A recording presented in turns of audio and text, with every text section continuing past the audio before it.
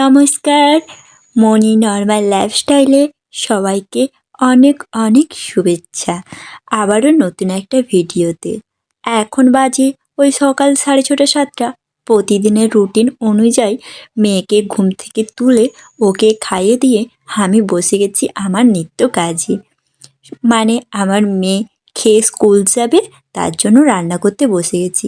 আজকে নরম নরম পুঁই শাক বাগান থেকে তুলে এনেছি, সেটাকে দিয়ে কয়েকদিন আগে ইলিশ মাছ এনেছিল, তার তেল আর মাথাটা বেঁচে গিয়েছিল, সেটা দিয়েই ভাবছি আজকে একটু চচ্চড়ির মতো করব। আর ঝিঙ্গে আলু কই মাছ দিয়ে একটু ঝোল বানাবো। সবজি কাটা হয়ে গেছে, এবার উনুন ধরিয়ে কড়াই চাপিয়ে দিলাম। কই মাছগুলো ভালো করে পরিষ্কার করে ধুয়ে রেখেছিলাম, সেগুলো দিয়ে ভেজে নিচ্ছি। আর একটা ইলিশ মাছের লেজা ছিল, সেটাকেও দিয়ে দিচ্ছি, কারণ আমি আবার কই মাছ খাই না। তাই আমার জন্য একটু মাছ ছিল, অন্য এক খাদি মাছ দিয়ে দিলাম। তারপরে মশলা কষিয়ে একটু হলুদ গুঁড়ো, একটু লঙ্কা গুঁড়ো সব কিছু দিয়ে ওই যে ঝিঙ্গে আলু কুটে রেখেছিলাম সেগুলো দিয়ে ভালো করে কষিয়ে নেব। আর এই ঝিঙ্গেগুলো জানেন আমাদের বাগানে হয়েছে, প্রায় বেশিরভাগ সবজি আমাদের বাগানের তৈরি। একটু জমিন খালি ছিল, সেগুলোতে সব সবজি একটু একটু করে দিয়ে দিচ্ছে। আর আমি সময় পেলে একদিন আপনাদের আমাদের বাগানটা ঘুরে দেখাবো। বাগান বললে ভুল হবে, পুরো গাছগাছালিতে ভর্তি। গ্রামের পরিবেশ বুঝতেই পারছেন। এই চলুন, আপনাদের সাথে কথা বলতে বলতে আমার ঝোলটা রান্না হয়ে গেছে। এইবার ওই যে পুঁই শাক কেটেছিলাম, পুঁই শাক দিয়ে ইলিশ মাছের মাথা আর তেল দিয়ে ওই চচ্চড়ির মতো করব। নরম পুঁই শাকগুলো দেখে অনেক দিন থেকে ইচ্ছে হচ্ছিল যে ইলিশ মাছের মাথা আনলেই এটা রান্না করব, তাই আজকে করে ফেললাম। আবার এই রান্না করতে করতে মেয়ের আবার স্কুলের সময় হয়ে গেছে, ওকে আবার স্নান করানো, খাওয়া দাওয়া, অনেক ঝামেলা। এই সকাল পরিটা সত্যি কথা বলতে আমার প্রচুর কাজের চাপ থাকে। তারপরে ও চলে গেলে একটু রয়ে বসে আমি কাজ করতে পারি।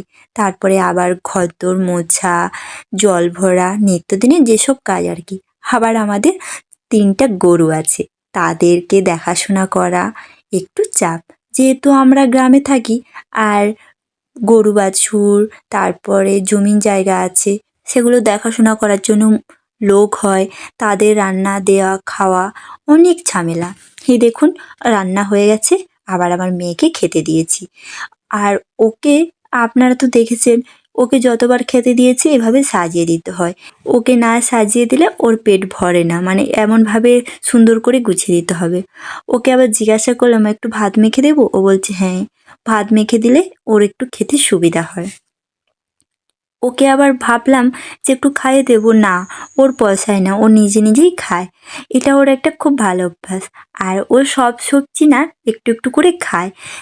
প্রথমে খেতে পছন্দ করতো না, কিন্তু এখন ওকে খাইয়ে খাইয়ে সব অভ্যাস করে নিয়েছি। তো চলুন, ও খাচ্ছে খাক। আজকে আবার ওর টিফিনে অন্য একটা টিফিন আছে, সেটা আবার ওই ফল টল দিয়ে না, বানাতে হবে। সেই জন্য চলুন বানিয়ে নিই। এই যে দেখুন, চালটাকে ভিজিয়ে রেখেছিলাম একটু আগে, ওই যে বিরিয়ানির চাল, সেটাকে একটু ওর জন্য অল্প করে বেলাতে বসিয়ে সেদ্ধ করে নিচ্ছি। সেদ্ধ হয়ে গেলে কড়াইতে একটু তেল দিয়ে কয়েকটা কাজু কিশমিশ আগে থেকে ভেজে নেব। এটা খেতে কিন্তু সত্যি অনেক সুন্দর হয়। ছোট যারা বাচ্চা, তাদেরকে তেল না দিয়ে বাটার দিলেও হবে। আর আমার বাড়িতে বাটারটা বর্তমানে নেই, তাই আমি তেল দিয়েই করছি। এটা খেতে অনেক টেস্টি হয়, বাচ্চারা খুব পছন্দও করে। আর যেহেতু একটু ভারী জিনিস, পেটটাও অনেকক্ষণ ভরা থাকে। তারপরে কয়েকটা পেঁয়াজ কুচি দিয়ে দিয়েছি, তারপরে একটু এতে একটা ডিমকে ভেঙে দিয়ে দেব। ও একা খাবে তাই অল্প ওর মাপে করছি, এই জন্য আমি একটা ডিমই দিয়েছি। আর ওকে ডাক্তার স্ট্রিক্টলি ডিম খেতে বারণ করেছিল কিছুদিন আগে, কারণ ওর একটু অ্যালার্জির সমস্যা আছে তাই জন্য। কিন্তু ওর যে খাওয়ার রুটিন, সেখানে আবার ডিম না দিলে কি করে চলবে। তারপরে ডাক্তারবাবু ওষুধ দিয়ে খাওয়াতে এখন বর্তমানে ওকে মাঝে মধ্যে ওই সপ্তাহে 2টো বা 3টে দেওয়া যেতে পারে, ডাক্তারবাবু নিজেই বলেছেন।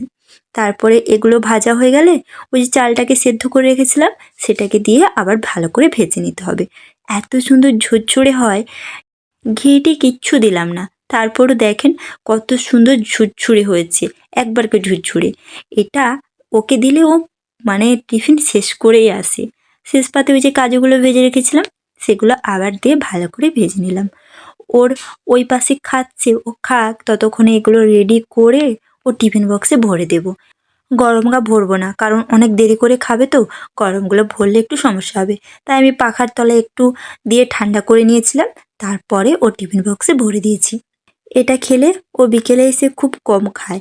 মানে এই টিফিনটা যেই দিন ওর থাকে ও বিকেলে এসে খেতেই চায় না, কারণ এই 1টা-1:30টার দিকে পেট ভরে এগুলো খেয়ে নিল, আর হচ্ছে অন্য কোনো খেতে চায় না। আমি আবার একটু শশা কুচিও ছোট ছোট করে গোল গোল করে কেটে দিয়ে দিচ্ছি, ব্যাস এটাই ওর আজকের খাওয়ার। ওকে আমি চামচটা দেই, কারণ ওর তখন সেখানে তো স্কুলে ভালো করে হাতটা ধুতে পারে না, ছোট বাচ্চা তো, তাই ওকে আমি এটা দিই। মেয়েকে স্কুল দিয়ে সবেমাত্র বসেছিলাম, ওই মিনিট 5 হলো। তারপরেই আমার শাশুড়িমা রাস্তা থেকে হাঁক দিচ্ছে যে একজন দোকানদার এসছে চালাকুলা নিয়ে, এই মাসে নিতে হবে। এটা ভাদ্র মাস, আর ভাদ্র মাসের নাকি চালা কুলা ঝাঁটা এসব নিতে হয়। এই করে করে আমাদের আবার অনেক কুলা চালা জমা হয়ে গেছে। তাই দোকানদার কাকু আমাকে দেখাচ্ছিল এক একটা করে, আর আমি দেখছিলাম। তারপরে মা বাড়ি থেকে টাকা আনতে গিয়েছিল বলে আমি দেখছিলাম। আমারও একটু পছন্দ হয়েছে, মা এলে মাকে দেখাবো, যদি মার পছন্দ হয় ওটাই নিয়ে নেব। আর এখানে আরও অনেকজন এসেছিল, তারাও দেখছিল নেবে বলে। এই যে মা চলে এসছে টাকা নিয়ে। আর আমার শাশুড়ি মা বাড়িতে সত্যি বলতে একদমই সাদামাটা থাকে। ওই যে গ্রামের কাজ করে তো, তারা অত ফিটফাট সৌন্দর্য নিয়ে বজায় থাকলে কাজ করা আর হয়ে ওঠে না। তারপরে একটা নিয়ে নিলাম, নিতে হয় তাই একটা নিয়ে নিলাম। এই ভিডিওটা এখানেই শেষ করলাম। চলুন টাটা, দেখা হবে আবারও নতুন কোনো ভিডিওতে।